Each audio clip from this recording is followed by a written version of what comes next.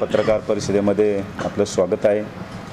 Tata Motors employees union गेले 25 वर्षे युनियनची स्थापना झालेली आहे। आपल्या सर्व पत्रकारांना हे निश्चितच आश्चर्य असेल की ही गेल्या 25 वर्षामध्ये आमची टाटा मोटर्स एम्प्लॉईज युनियनची अधिकृतपणे ही पहिलीच पत्रकार परिषद आहे। याची कारणं की गेल्या 30-35 वर्षे पुणे प्लांट या ठिकाणी रतनजी टाटा साहेब यांनी स्थापन नेतृत्वाची धुरा सांभाळल्यापासून तर आजपर्यंत या परिसराचा आणि महाराष्ट्राचा आणि पर्यायाने भारताचा विकास झालेला आहे। टाटा समूहाचा आपल्याला नावलौकिक आणि त्यांची ध्येय धोरणं सर्वच आपल्याला माहिती आहेत। तरी पण या ठिकाणी आम्हाला पत्रकार परिषद घेण्याची वेळ का आली हा साहजिकच आपल्या मनामध्ये प्रश्न असणार। टाटा मोटर्स एम्प्लॉईज युनियनची स्थापना गेल्या 25 वर्षापासून आतापर्यंत व्यवस्थापन आणि युनियन यांचे संबंध अतिशय चांगल्या पद्धतीचे होते। याला कारण की टाटा साहेबांचं जे नेतृत्व आहे हे नेतृत्व साधारणपणे कष्टकरी गोरगरीब समाजहिताच्या दृष्टीनं पावलं उचलणारं नेतृत्व आहे आणि म्हणून त्यांच्याबरोबर काम करताना आम्हाला अभिमान वाटत होता आणि कुठल्या प्रकारचे गेल्या 25 वर्षामध्ये आम्हाला त्रास झाला नाही। टाटा उद्योग समूहाचं नीतिमूल्य ध्येय धोरणं आपण सर्वजण परिचित आहात। टाटा उद्योग समूह देश स्वतंत्र झाल्यानंतर संपूर्ण भारतामध्ये आपल्या देशाला प्रगतीकडे नेण्यासाठी टाटा उद्योग समूहानं फार मोठी जबाबदारी पेललेली आहे।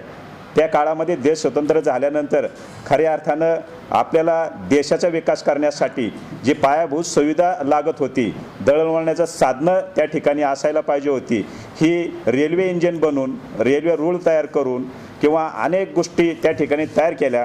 त्याच्यानंतर ट्रक असतील, पॅसेंजर व्हेकल बिझनेस असेल, त्याच्यानंतर मिठापासून तर क्षेपणास्त्रापर्यंत टाटांनी याच्यामध्ये देशासाठी योगदान दिलेले आहे। टाटांनी आताच माझ्या अगोदर आमचे अध्यक्ष युनियनचे समीर धुमाळ यांनी सांगितलं की टाटांनी नुसतं नफा कमवण्यासाठी हा उद्योग समूह चालू केलेला नाही, तर समाजाकडून मिळणारा नफ्यातून मिळणारा पैसा परत समाजासाठी उपयोगी आला पाहिजे। हे प्लॅन्ट तयार केल्यानंतर त्या नफ्यामधून दुसरा प्लॅन्ट तयार करायचा आणि त्याच्यामधून रोजगार निर्मिती करायची, पर्यायाने देशाला पुढे घेऊन जायचं, अशा पद्धतीचं नेतृत्व हे टाटा उद्योग समूहानं देशासाठी केलेलं आहे।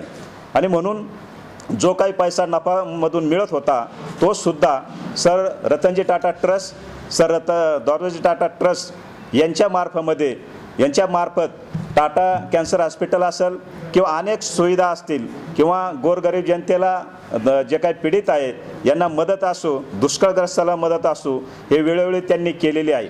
आणि म्हणून टाटा उद्योग समूहाच्या बाबतीमध्ये देशामध्ये सर्वसामान्य जनता, सर्वसामान्यपणे सर्वच राजकीय नेते असतील, जे उद्योगपती असतील किंवा सर्वच नागरिकांना एक वेगळ्या प्रकारचा आदर हे टाटा उद्योग समूहाच्याबद्दल आणि रतन टाटा साहेबांच्या बद्दल आहे। आणि म्हणून आज पत्रकार परिषद घेत असताना आपल्या सर्वांना माहिती आहे की गेल्या 2 महिन्यापासून टाटा मोटर्स, टाटा सन्स किंवा टाटा उद्योग समूहामध्ये जे काही वादळ उठलेलं आहे, ज्या पद्धतीचं नेतृत्व गेल्या 4 वर्षापूर्वी रतन टाटा साहेबांनीच एक सायरस मिस्त्री यांच्याकडे सोपवलं होतं आणि 4 वर्षानंतर त्यांच्याकडून परत काढून घेतलं गेलं आणि त्याच्यानंतर जी काही परिस्थिती निर्माण झाली आणि त्याच्यासाठी टाटा मोटर्स असेल किंवा टाटा सन्समध्ये साधारणपणे 100च्या वर डायरेक्ट कंपनी आहेत आणि 350च्या आसपास सबसिडियरी कंपनी आहेत, जगामध्ये आहेत। याचा सर्व हा कारभार हा टाटा सन्सच्या अथॉरिटीमध्ये येत असतो, त्यांच्या मार्गदर्शनाखाली चालत असतो। परंतु संपूर्ण प्रत्येक प्लॅन्ट टाटा मोटर्स असेल, टाटा स्टील असेल, टेटली असेल, टाटा टी असेल, TCS असेल किंवा टाटा पॉवर असेल, या सगळ्याच कंपन्या हे वेगवेगळे त्याचे चेअरमन आहेत।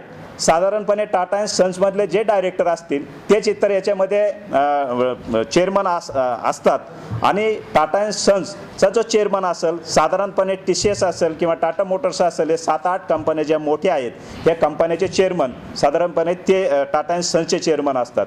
आता याच्यामध्ये टाटा अँड सन्सचे चेअरमन सायरस मिस्त्री यांना पदावरून दूर केलेलं आहे साहजिकच त्याच्यामध्ये काय गोष्टी असेल किंवा कशा असेल ह्याच्यामध्ये आम्हाला खोलात जायचं नाही। आम्हाला जो त्रास होतोय त्या संदर्भात जे काय त्रास झालेला आहे आणि तो त्रास होऊ नये आणि म्हणून टाटा साहेबांना पाठिंबा देण्यासाठी आज पत्रकार परिषद या ठिकाणी बोलवलेली आहे। टाटा सन्सचं नेतृत्व त्या ठिकाणी टाटा साहेबांनी स्वीकारल्यानंतर बाकीच्या ज्या कंपन्या आहेत, टाटा मोटर्स असेल, टिस्को असेल, इंडियन हॉटेल असेल, टाटा केमिकल असेल, या ठिकाणच्या चेअरमन पदावरती अजूनही